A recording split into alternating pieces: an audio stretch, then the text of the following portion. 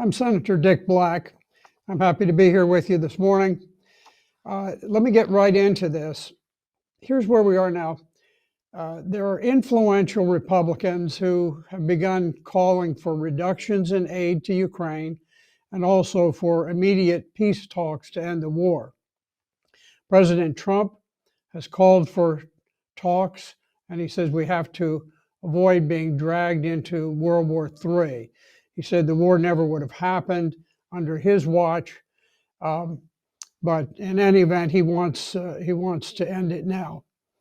The Pope has called for negotiated, peaceful solutions to the war, and we had a fairly dramatic announcement. Former Congresswoman Tulsi Gabbard, who very prominent in the Democrat Party and a presidential candidate, resigned from the Democrats, and she now denounced them as an elitist cabal of warmongers who are driving us into World War III. Republican Minority Leader Kevin McCarthy has announced that if Republicans win the House, that there would no longer be a blank check for money flowing over to Ukraine. He wasn't saying they were going to cut it off. He just said that it was going to become much more closely scrutinized. Elon Musk, sometimes the wealthiest man on earth, has tweeted a very excellent proposal for peace talks. I won't go into all of it, but it did include the United Nations moving into the contested areas and conducting binding referenda to let the Ukrainians on the border vote and decide, do they want to remain in Ukraine or do they want to join Russia? And when he made this proposal, the Russians very quickly said that they would agree that if the United Nations conducted a plebiscite, a binding referendum, that they would abide by the outcome, by the vote of the people, and that they would withdraw if that was the decision that the people made. On the other hand, though, the Ukraine angrily denounced any notion of self-determination for the people on the border. They know that these are Russian-speaking people, they're ethnic Russians, and they do not want to give them a choice of whether they want to return to Russia or remain with the Ukraine. Now, while this is going on the other side of the aisle, we have Democrat Senator Chris Murphy, and he said that he believes that if Republicans win either the House or the Senate, that they will cut off all aid to Ukraine. I don't agree with him. I don't think that's likely to happen, but he's trying to obviously whip up some interest from among the globalists who have a tremendous amount of wealth and power at stake in this war. Now, here's the thing. Strangely, when Joe Biden pushed through an aid package for Ukraine, just a massive spending bill that has $40 billion, half of it for actual weapons, not a single Democrat voted against this bill. Media Benjamin, the co-founder of Code Pink, a radical Democrat anti-war group, said this, quote, "We were flabbergasted that not one Democrat voted against the $40 billion bill for Ukraine, not even the Squad or the Progressive Caucus. At the same time, 57 Republican conservatives did vote against this massive bill of arms for Ukraine." So you can see which direction it is. The Democrats are all in for war. The Republicans are having second thoughts. They say it's time for caution. We can't afford to be spending all this money there. Well, looking at this stark distinction in the two parties, it smells to me like a political trap, and it really worries me a great deal. Now, it's just 2 weeks before Election Day, and Republicans at this moment have tremendous momentum to retake both the House and the Senate. This is going to happen unless the Biden administration can pull off a very nasty October surprise to tip the elections. Now, the background of this is we've got Britain's Defense Secretary Ben Wallace just making a highly secretive, very extraordinary visit to Washington to talk with Secretary of Defense Lloyd Austin and White House officials about shared security concerns.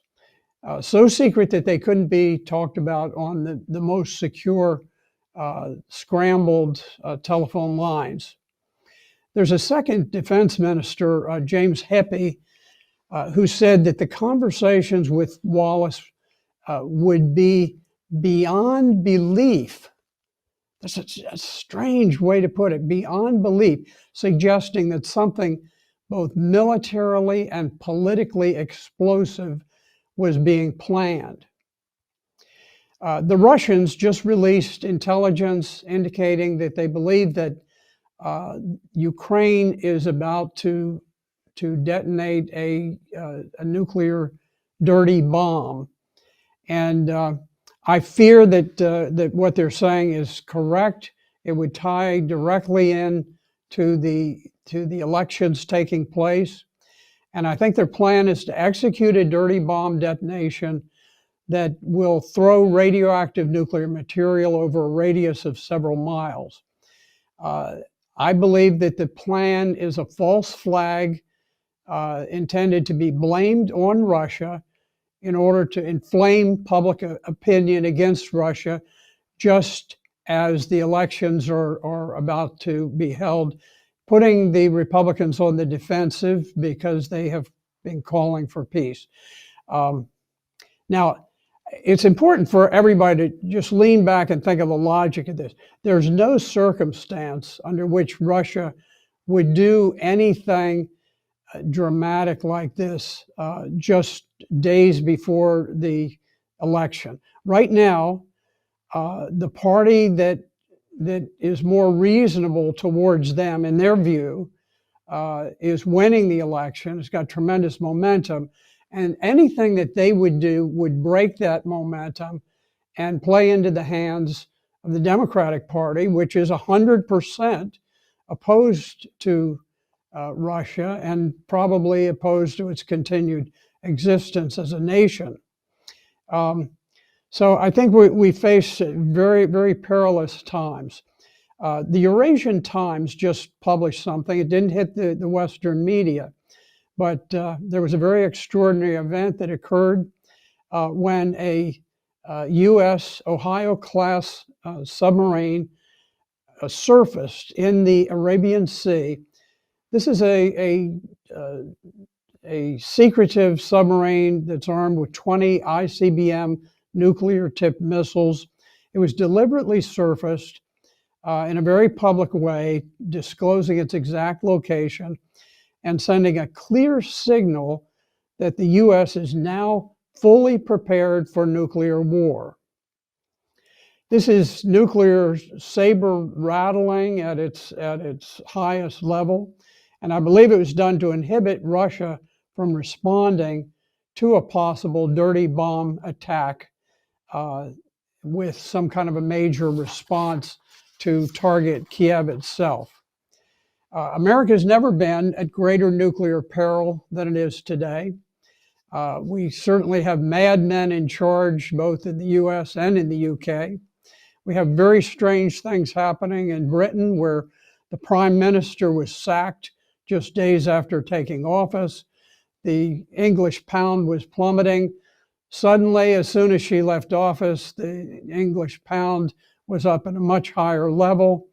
And ironically, the individual who was fired for Lisa Truss's very what they said, disastrous financial policies, is now the lead contender to become the Prime Minister of Britain. Very strange. We know that King Charles, one of the ultimate globalists, wanted Truss gone, and apparently he's got his man in. Something very, very sinister seems to be happening there. And we see something similar happening in Germany, where Germany has announced that they know for certain that the explosions that hit the Nord Stream 1 and 2 pipelines were indeed sabotage. But they made this very strange statement. They said that for the sake of the well-being of the state, they will not reveal any other information. So apparently they know who it is. They cannot tell the people for fear that the people would become too emotional, inflamed, and it might not go well for Germany. Now, everybody in Europe is talking about the fact that this could not have been done without the okay of the United States. So we've got the German economy headed for a dramatic crash, and they are unable to tell the people why that should be. I think we all need to be very alert for things that may happen within the next few days leading up to the election. We need to be aware that logically, there is no way that Russia would do anything that would upset this election at this time. So I wish you all the best. We're faced with a very risky time. Thank you for having me on this morning.